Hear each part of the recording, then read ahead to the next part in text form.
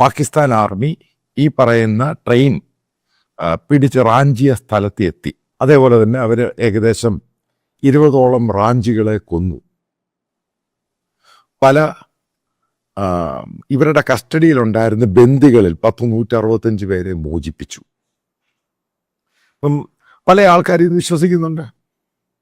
പക്ഷെ ഇതുമായിട്ട് ബന്ധപ്പെട്ട് ഞാൻ കുറേ ആൾക്കാരെ വിളിച്ചു, പാകിസ്ഥാനിൽ വിളിച്ചു, റിട്ടയർഡ് ആയിട്ടുള്ള പാകിസ്ഥാൻ ബ്രിഗേഡിയേഴ്സ്, ഇസ്ലാമാബാദിൽ താമസിക്കുക, അവരെ വിളിച്ചു, ബലൂച്ചിൽ വിളിച്ചു, അറിയാവുന്നവരെ വിളിച്ചു, ഇന്ത്യയുടെ പല സെക്യൂരിറ്റി എക്സ്പേർട്സ് അവരെ വിളിച്ചു.